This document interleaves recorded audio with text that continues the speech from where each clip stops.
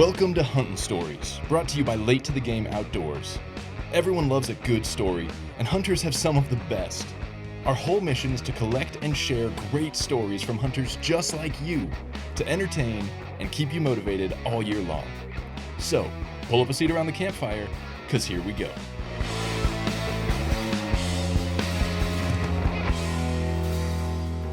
And we're back. It has been a while. I'm aware of that. I apologize to those of you who are subscribing, but I promise we are back on the wagon, lining up some calls and some interviews with a bunch of different people to just get a ton of stories out there in the coming months.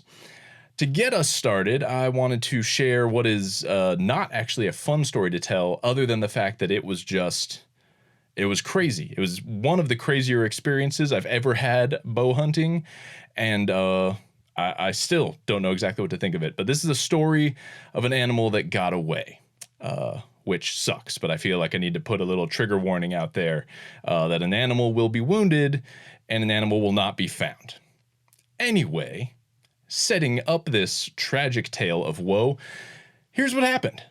My brother-in-law put in for an Archery Javelina tag that would coincide with a good chunk of Arizona's January deer season. So we put in for a unit where I typically hunt mule deer in January, and I run into pigs every now and then. And actually, flash back to our seasons here are awesome, but there's like a December archery deer season, and then January rolls around. It's the start of a new year. You can buy a new tag, and there's a January archery deer season. It's actually a great state. You should come on down. Anyway, 2 days, like right before the January season was going to start, I was hunting the tail end of the December season for deer, and I was just sitting up on a hillside glassing, and the sun had been up for maybe half an hour, and suddenly I hear, all the snorting and chomping and the distinct noises of javelina, and sure enough, this pack of, only like 4 or 5, but these kind of big fat pigs went just cruising down the hill at about 30 yards from me. And all I could think in my head was, man, if this was like 36 hours later, I would have a valid javelina tag in my pocket and it would be game on for these pigs. Fast forward to January, and all craziness broke loose in my house. So I have 3 kids and a wife, and all of us spent most of January just passing the plague around to each other. Like somebody or multiple people, including myself, were sick all the time through January. So all the hunts I had planned really got screwed up. But I was able to find one day in the middle of the javelina season where my brother-in-law and I decided, okay, we can get out for a day to chase some pigs. And it wasn't in the spot I intended. It was much closer. It was hey, we could drive there and hike up to this hillside. And my brother-in-law had a tip on an area that proved to be awesome for pigs. So we get out there right at sunrise one morning and hike up, and we kind of split up to 2 different sides of this ridge line, and I had just barely gotten set up on my tripod ready to glass, and Zach texts me, hey, I've got pigs over here. So I pack all my stuff back up and we go over, and sure enough, he's got like 15 pigs just kind of coming out to feed on this hillside. And so we're looking at him, and we kind of devise our play for how we're going to kind of get down and then close the distance on them. We spent just the good part of the morning, like they were feeding kind of towards us, so we moved down to where we thought we might intercept them. We kind of both posted up maybe 100 yards from where they were. Nothing was happening. And so then we decided to kind of keep moving our way in, and just based on how the draws and the washes are there, I happened to be a little further uphill in a better spot.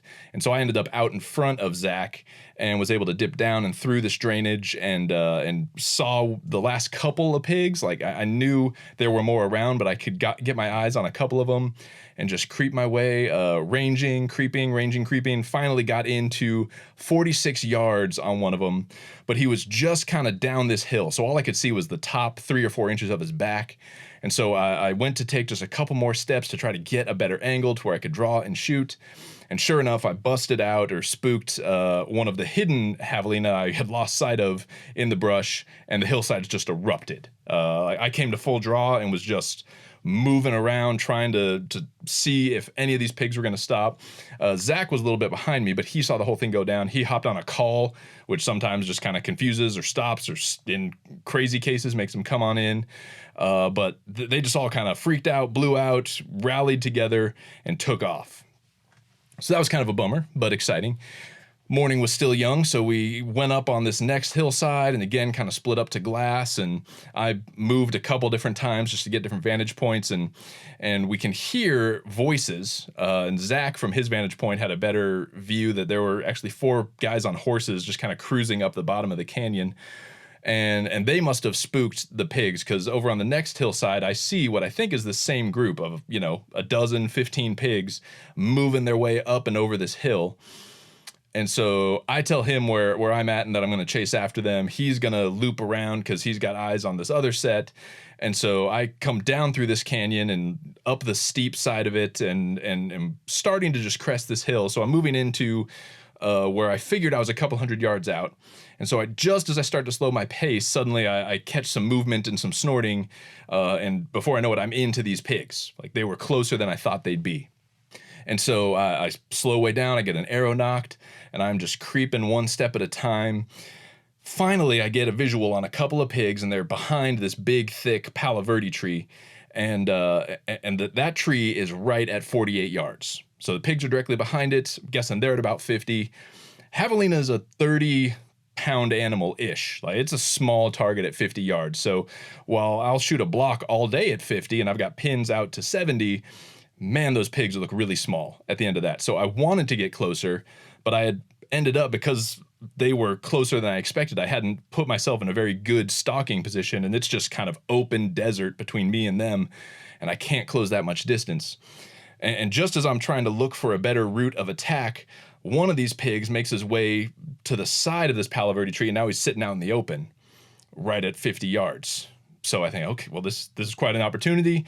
I should have this shot all day long. And so I draw back, settle in on him. It's that typical, if you've ever actually drawn and fired on an animal, like, you can take thousands of shots at the range. Hopefully everything's automatic, but just time stands still and you can't really remember what your brain was doing at the time.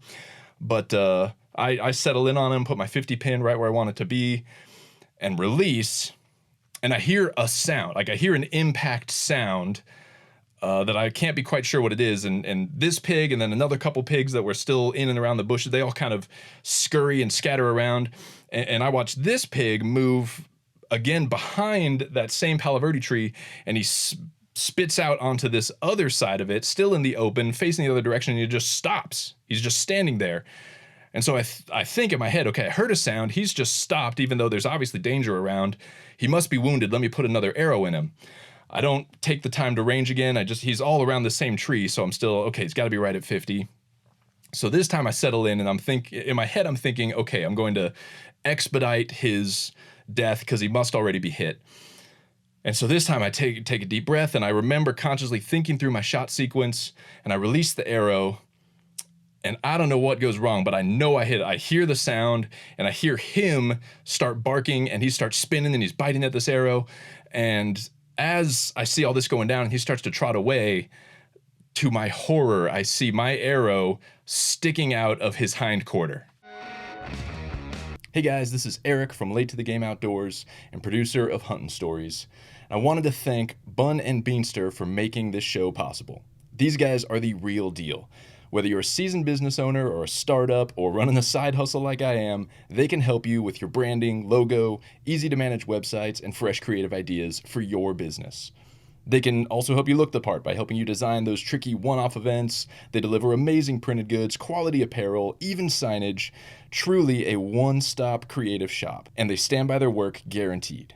For free consultations and useful resources, go to bunandbeanster.com to check them out, or catch them on Instagram at bunandbeanster. Now back to the show.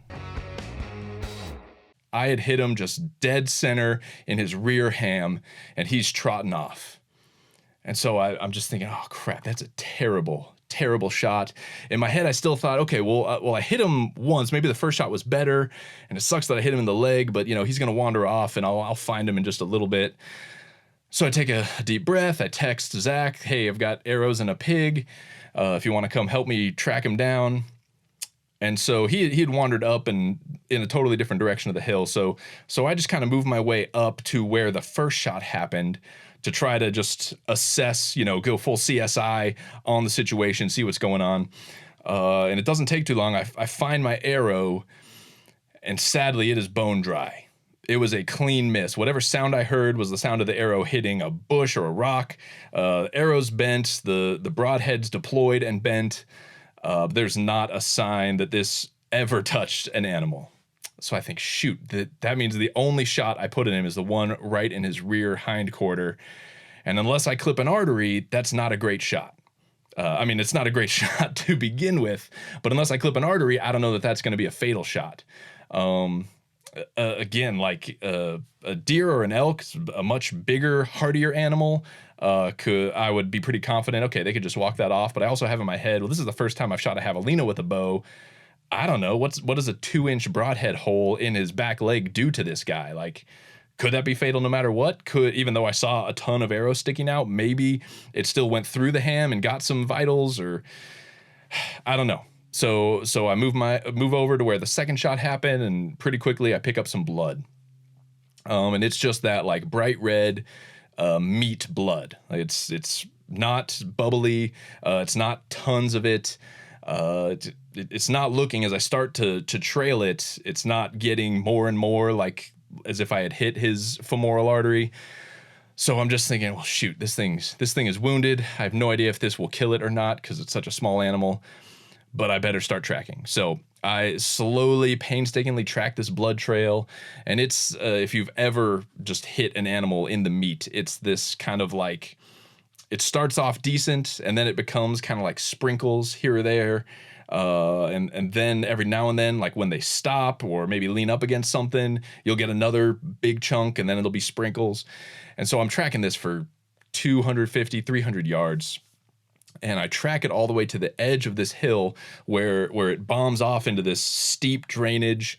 This area just has these like washes, drainages. They look like mini canyons, and the hillsides are all dotted with these little javelina caves. It's a great javelina spot. The guy who gave my brother-in-law that tip was not lying. But his blood trail just kind of bombs off the edge of this, so I follow it down, and there's this little trail a few feet down on the kind of cliff face. And I follow the blood, and then there's a bigger pool of it right in front of the mouth of this little javelina cave. And I think, well, shoot, he went into this cave, and he's either lying dead back there or he's wounded back there. And I'm all about like doing everything in your power to track down an animal you've hit, but I am not crawling into a javelina cave. Like that'll be the last thing I ever do with a normal looking face. And so I try to the best of my ability to see into that cave. I'm not going to crouch down right in front of it, but it's on this steep face, so there's not much I can do. So right in front of the cave, there's this big desert bush that I could kind of use to support myself. And so I come down and around where I can get an angle where I could still be standing, where I could have an arrow knocked, but I could see to as far into that cave as I could. And even from that vantage point, I can't see the back of it. So I think, oh, shoot, he is just deep in there. And I'm never going to get him back. Either he's alive and maybe he'll come back out at some point, but I can't crawl in after him. I can't see him to put another shot in there. This is the end. And so I hike back up to the top of the hill, and I just sit there to wait for my brother-in-law. And at this point, it's starting to sink in, like, oh my gosh, I'm never going to recover this animal. Like, this is the first time I've made a bad shot, wounded an animal, and it got away. Which tons of bow hunters have that experience. I've always been told if you bow hunt long enough, this is going to happen eventually. But I never wanted it to. I was hoping somehow I could be the exception. And so as I'm sitting there for a few minutes, just kind of feeling the weight of all this, I see my brother-in-law start coming up the hill towards me, and he's gesturing across the canyon. But I can't hear him. I don't know what he's talking about. And he gets up to me and he says, "Is that him right there?" And I look across the canyon, and there's this lone javelina outside the mouth of a different javelina cave, clear on the other side of this small little drainage canyon thing. And he's just leaning up against the wall, and there is just his right hindquarter is coated in blood. And I think, holy crap, that is the javelina. I guess he stopped in front of that cave, maybe didn't necessarily go in, but like continued on down, and somehow with this horribly wounded leg made his way down one side and up the other side of this canyon, because the caves aren't connected like underground all the way across. So it's essentially like he teleported over there. But he's standing right there all by himself. He's not really going anywhere. He's trying not to put any weight on that leg. And I range him and he's right at 70 yards. And so my first inclination is, okay, my last pin is 70. He's not moving. He's in the wide open. I could just take my time, make the absolute perfect shot, and put him out of his misery right there. But my brother-in-law, who had now arrived, said, no, man, I think you might have better shot if I just keep the glass on him and you try to find a way down, up over this canyon, get on his side. You can close the distance. You can put a better shot, which seemed logical, made sense at the time. And so he sits down with his glasses on this pig who's just kind of, I mean, he's just kind of hobbling his way away. He was looking at us like he knows we're there. And so I start to try to just hoof it across that canyon and kind of take a roundabout way to intercept the general direction he's slowly moving. And on my way down, this giant boulder slips out from under my feet and just goes crashing to the bottom. And I look up at the pig, and he gets this second wave of adrenaline and just essentially on 3 legs goes sprinting up and across this hill. And I'm like, oh, geez, I don't think I'm ever going to catch this thing. So Zach's watching him, and I finally get up over to his side, and I'm creeping into the last place I saw him going. I get on the phone with Zach, and he's trying to talk me in and guide me with some landmarks. And he's saying, I saw him go into this thick stuff. I never saw him come out. And so I get up to where that thick stuff is. I've got an arrow drawn. I'm ready to either find him piled up dead or find him kind of wounded somewhere where I can put a final arrow in him. And there's nothing there. I start gridding the area. Zach on the phone said, okay, I'll come on over and help you track. And he got to the other side of the canyon and picked up a blood spot here, and we would tape it off and then, walk another 15, 20 yards, find another tiny speck of blood. And we went back and forth. We would move down the blood trail. It would dry up. We'd go back to the last marked spot. We would take a different route. We just kept doing everything we could to track this thing down. But somehow he gave us the slip. I think from the time I took the shot to the time that we accepted this guy was gone, we spent 2.5, maybe 3 hours trying to track down this pig. But he got away. And so it was, 2:30, 3 o'clock at that point. We had a couple hours of sunlight left.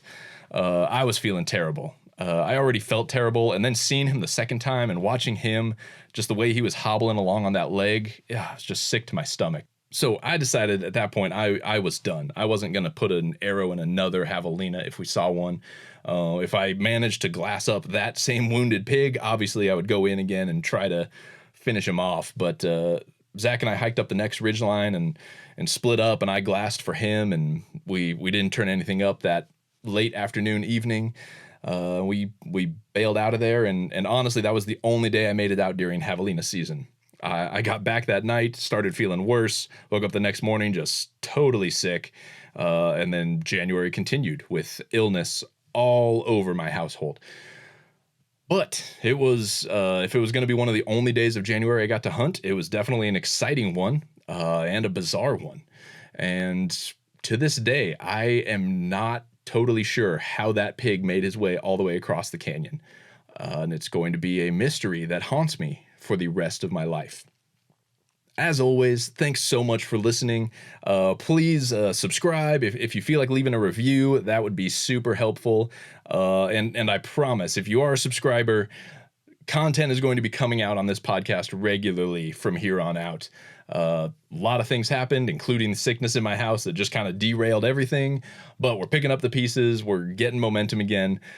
So subscribe and be on the lookout for the next batch of hunting stories, because, oh man, some of the stories that I know are coming your way from friends and family of mine are going to be amazing. So thanks again, and we will see you next time on Hunting Stories.